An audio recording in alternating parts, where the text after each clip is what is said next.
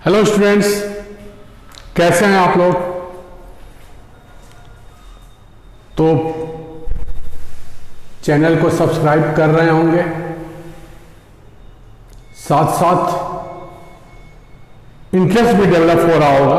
जिस तरीके से हम लोग पढ़ने पढ़ाने की बात कर रहे हैं, बेसिक कंसेप्ट को डेवलप करते हुए क्या क्या इन्वॉल्वमेंट हो सकता है, हम उसकी बात कर रहे हैं और एक एक करके आगे बढ़ते चल रहे हैं। जितना अब तक हमने बात किया है, अगर आप किसी भी कॉम्पिटिटिव एग्जाम्स की बात करोगे, चाहे आईआईटी हो या मेडिकल हो, इवन बोर्ड कंसेप्ट की भी बात करोगे, तो हर जगह इसकी अप्लीकेबिलिटी है, क्वेश्चंस पूछे जाते हैं।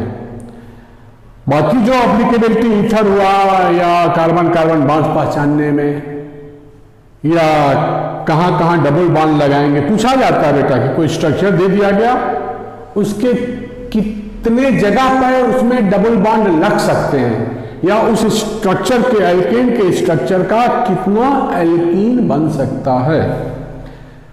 तो ये सब बातें आगे हम पीछे किए भी हैं और आगे करते रहेंगे।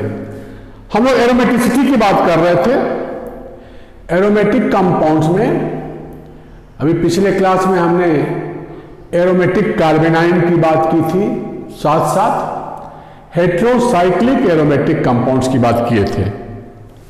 कोई डाउट हो तो जरूर पूछना, कमेंट बॉक्स के थ्रू आप डाउट्स को लेकर के हमारे पास आइए। आज हम बात करेंगे एरोमेटिक कैटायंस की। एरोमेटिक कैटायन, पीछे हम कहे थे एनायन के केस में कि वो दैट कार्बेनाइन कार्बन पर अगर माइनस है तो इसको कार्बेनाइन कहते हैं। अगर ये sp2 कार्बन से जुड़ा हुआ है then it is in sp2 hybridized state. ये sp2 हाइब्रिडाइज्ड स्टेट में होता है। इसी तरह से अगर हम कार्बन प्लस की बात करें तो कार्बन प्लस चाहे sp2 से जुड़ा हो कार्बन से या sp3 कार्बन से जुड़ा हो, बट कार्बोनियम आयन कार्बन या कार्बोकैटायन कार्बन sp2 में ही होता है। कार्बोकैटायन कार्बन अगर सिंगल बॉन्ड द्वारा sp3 कार्बन से जुड़ा हो या sp2 से जुड़ा हो, ये sp2 में ही होता है। आगे हम पढ़ेंगे कि कार्बन माइनस कार्बन अगर sp2 से जुड़ा है तो sp2 में, लेकिन कार्बन माइनस कार्बन अगर यहाँ किसी हाइड्रोजन से या carbon minus carbon sp3 carbon से जुड़ा हो, ये कौन सा कार्बन है, sp3 कार्बन, ऐसे केस में ये sp3 में ही होगा। तो कार्ब आयन का हाइब्रिडाइज्ड स्टेट sp2 इस कंडीशन में होगा, और sp3 जब sp3 या हाइड्रोजन से जुड़ा होगा तो कार्बेनाइन कार्बन sp3 में होगा। तो कार्बेनाइन कार्बन sp3 में है इस कंडीशन में, कब, जब वो कार्बेनाइन कार्बन सिंगल बॉन्ड द्वारा sp3 कार्बन मतलब सिंगल बॉन्ड द्वारा ही जुड़ेगा। कार्बेनाइन कार्बन sp3 कार्बन से जुड़ा हो या हाइड्रोजन से जुड़ा हो तो sp3 में है। कार्बेनाइन कार्बन अगर sp2 कार्बन से जुड़ा हो तो sp2 में है। लेकिन कार्बन प्लस वाला sp2 में ही होगा, चाहे वो sp2 कार्बन से जुड़ा हो या sp3 कार्बन से जुड़ा हो। कार्बोनियम आयन कार्बन या कार्बोकैटायन कार्बन sp2 में ही होता है। खैर, हम बात कर रहे हैं, इसकी बातें करेंगे जब हम क्लीवेज की बात करेंगे बॉन्ड के। एरोमेटिक कार्बोकैटायन,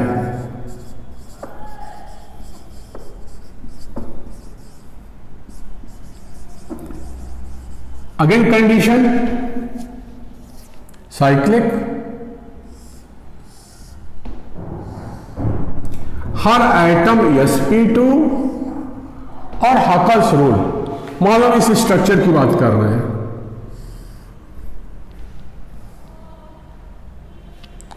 तो देखो ये कार्बन डबल बॉन्ड वाला sp2 में है, ये भी sp2 में है। अभी बोल रहे थे कार्बन पर अगर प्लस है तो sp2 में है। देखो स्ट्रक्चर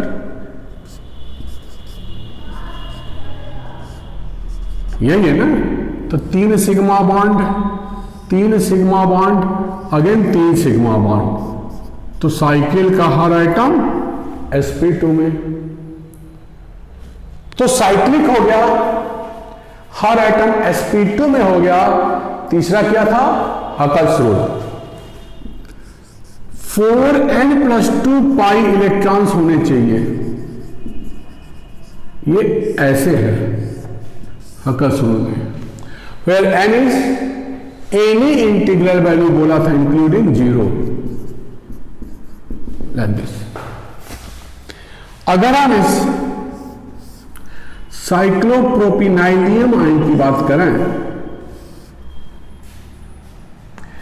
तो देखो साइक्लिक हुआ, हर आइटम sp2 हो गया, यहां 4n+2 बराबर, दिस इज 2, सिर्फ 2 ही पाई इलेक्ट्रॉन है, तो 4n बराबर 0, n बराबर 0, देखो यानी 0 है, तो ये स्ट्रक्चर क्या हो गया,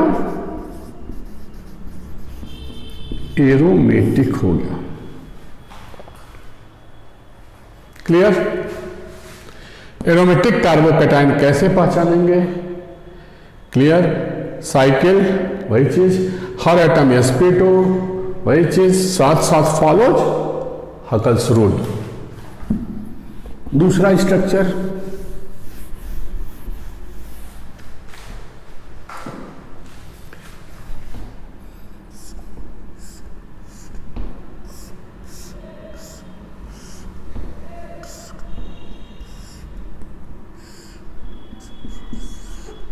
कॉमन में इसको ट्रोपाइलियम आयन भी कहते हैं, साइक्लोहेप्टा 7 कार्बन, साइक्लोहेप्टा ट्राइइनाइलियम आयन, 3 जगह 7 कार्बन साइकिल में डबल बॉन्ड अल्टरनेट पोजीशन पर। ये एरोमेटिक है या नहीं है, वही चीज, हर आइटम यहां sp2 में डबल बॉन्ड सिंगल बॉन्ड वाला तो है ही, साथ साथ ये कार्बन भी, अभी बोला था कार्बन प्लस का कार्बन sp2 में होता है। तो देखो बेटा साइकिल है, हर आइटम sp2 में, हकल्स रूल, 4n+2 बराबर कितने पाई इलेक्ट्रॉन्स हैं, 2 2 4 2 6, 3 पाई बॉन्ड माने 6 पाई इलेक्ट्रॉन्स, 4n बराबर 4, तो n is 1, again this is aromatic. Similarly एक और उदाहरण हम आपको बता रहे हैं,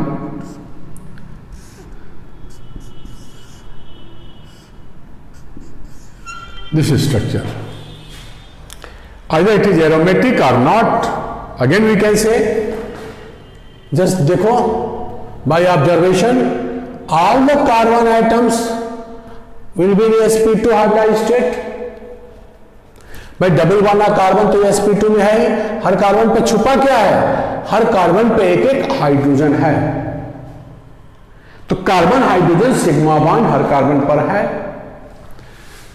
तो एक एक बॉन्ड है ही जब,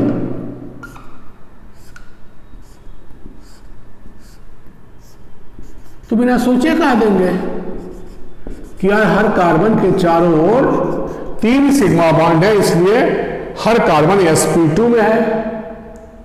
अब साइकिल हुआ sp2 में हुआ, हकल्स रूल, 4n+2 बराबर अगेन 6, 4n बराबर 4, तो n इज 1, तो this is also aromatic carbonium ion या कार्बोकैटायन, ये स्ट्रक्चर भी एरोमेटिक कंपाउंड है। अब ध्यान दो बेटा, हम 2 स्ट्रक्चर देख रहे हैं और उनमें कंपैरिजन करो।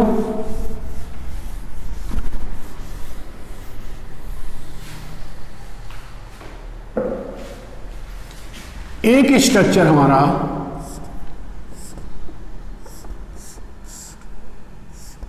यही है,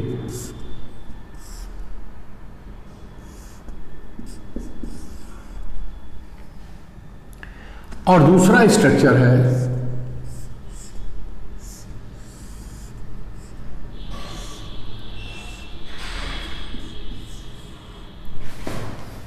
तो हम पढ़ते हैं जो कंपाउंड एरोमेटिक होता है वो हाईली स्टेबल कंपाउंड है। तो एरोमेटिक स्ट्रक्चर स्टेबल होता है। तो अब ये हमको पता करना है कि ये वाला एरोमेटिक है नहीं है, इसको तो हम बोल चुके हैं। एरोमेटिक के लिए कंडीशंस, फर्स्ट साइक्लिक होना चाहिए, दूसरा each atom sp2 hybridise state में, और तीसरा 4n+2 पाई इलेक्ट्रॉन्स।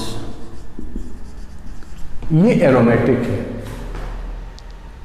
ये तीनों कंडीशन यहां है, साइकिल है, ईच एटम sp2 में है, और 4n+2 में यहां n की वैल्यू हमारी 1i है, पीछे हमने बताया है अभी। यहां देखो ये भी है साइक्लिक,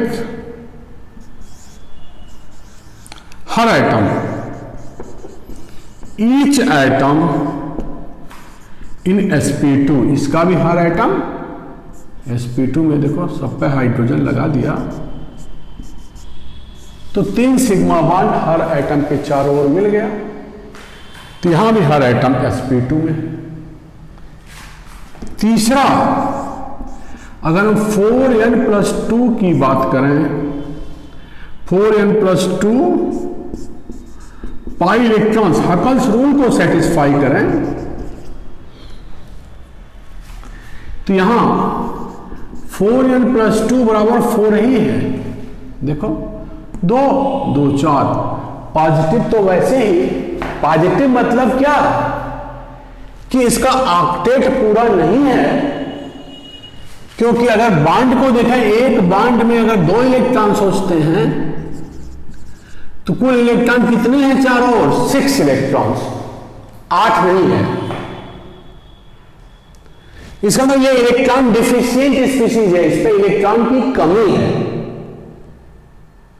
sp2 में है, बट इस कार्बन प्लस पे इलेक्ट्रॉन की कमी है।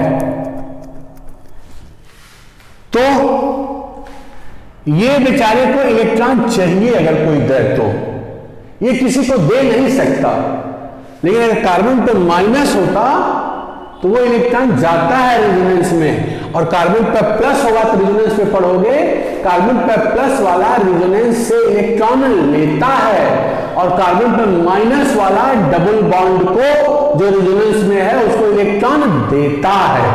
ये हम लोग पढ़ेंगे रेजोनेंस में। समझने वाली क्या बात है? अगर किसी स्ट्रक्चर में कार्बन पर माइनस है और रेजोनेंस में जा रहा है, रेजोनेंस में जाने का कंडीशन क्या पढ़ोगे? माइनस के बगल में सिंगल बॉन्ड वाला मान लो sp2 कार्बन है, प्लस के बगल में सिंगल बॉन्ड से जुड़ा हुआ sp2 कार्बन है, तो माइनस अपना इलेक्ट्रॉन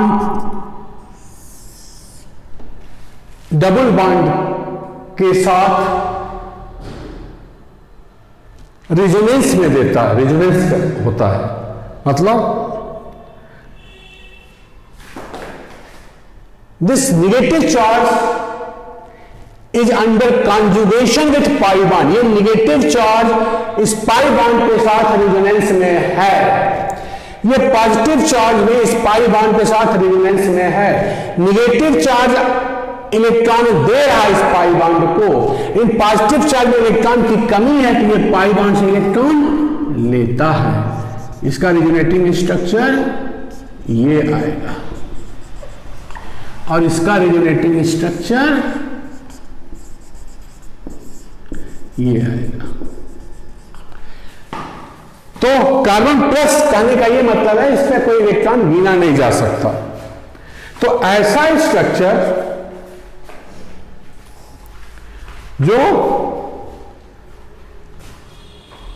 साइकिल हो, हर एटम sp2 में हो और 4n+2 के हिसाब से अगर हम बात करें तो 4n बराबर यहां क्या आ जाएगा 2, तो n बराबर हाफ, n की वैल्यू यहां आधी आएगी, इंटीग्रल वैल्यू तो है नहीं। तो ऐसे कंपाउंड्स को करते हैं, इसको हम हटा रहे हैं, एंटी एरोमेटिक। एंटी एरोमेटिक देखो बेटा 4n+2 में अगर n की वैल्यू 1 सोचना है तो एंटी एरोमेटिक में क्या कर सकते हैं कि 4n पाई इलेक्ट्रॉन हो। देखो cyclic each atom sp2 4n+2 pi electron, ये होता है एरोमेटिक।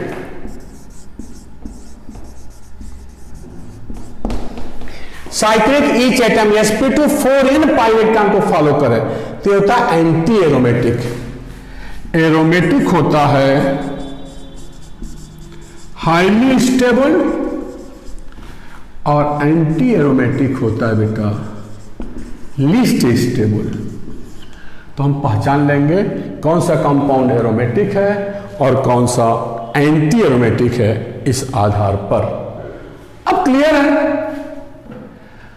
एरोमेटिक है तो ये कंडीशन, एंटी एरोमेटिक है ये कंडीशन। तो जो ना एरोमेटिक को फॉलो करे, जो एंटी एरोमेटिक को ना फॉलो करे, वो साइक्लिक कंपाउंड क्या हो जाएगा, नॉन एरोमेटिक। अगर कोई कंपाउंड इस कंडीशन को नहीं फॉलो कर रहा है बट साइकिल है, इस कंडीशन को नहीं फॉलो कर रहा है बट साइकिल है, तो क्या हो जाएगा, वो नॉन एरोमेटिक कंपाउंड। तो एरोमेटिक और एंटी एरोमेटिक को आप पहचानिए, ये हाईली सब देखो सामने है, बस अंतर यह यहां 4n+2 पाई इलेक्ट्रॉन है, यहां 4n पाई इलेक्ट्रॉन है। ये हाईली स्टेबल है, ये लिस्ट स्टेबल है। तो एरोमेटिक कार्बोनियम आयन की हम लोग बात किए हैं। क्वेश्चंस आते हैं, रिएक्शन मैकेनिज्म में भी ऐसे इसके सवाल इससे रिलेटेड आते हैं जो हम आगे डिस्कस करेंगे। तो आप लोग मन लगा के पढ़िए और चैनल को सब्सक्राइब करिए। थैंक यू बेटा।